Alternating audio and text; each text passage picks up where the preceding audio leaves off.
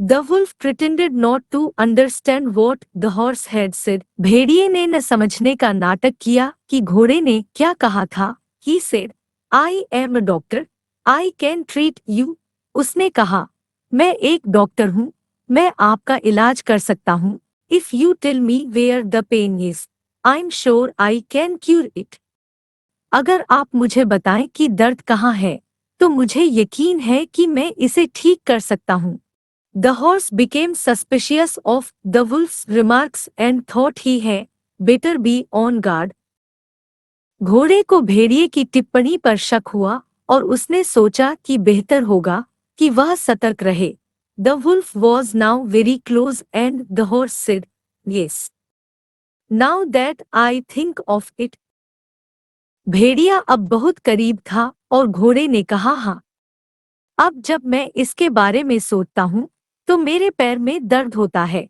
I have a painful hind foot. It's been swollen for ages. यह उम्र के लिए सूज गया है.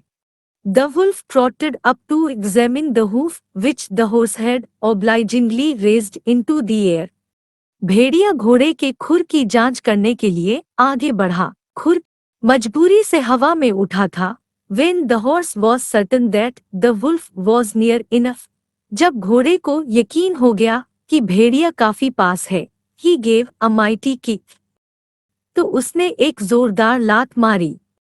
The wolf went flying in the air. भेड़िया हवा में उड़ गया. Would you like to examine me again? said the horse. क्या आप मुझे फिर से जांचना चाहेंगे? घोड़े ने कहा. The wolf struggled to his feet. His head was spinning and he was seeing stars in the daytime. भेड़िया अपने पैरों से लड़ रहा था, उसका सिर घूम रहा था और वह दिन में तारे देख रहा था. No thanks. That's enough for one day, he mumbled and went limping home. नहीं धन्यवाद.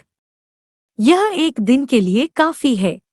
With no more thoughts of having horse steaks. वह बुदबुदाया और लंगड़ा कर घर चला गया. घोड़े के स्टेक रखने के बारे में और कोई विचार नहीं था.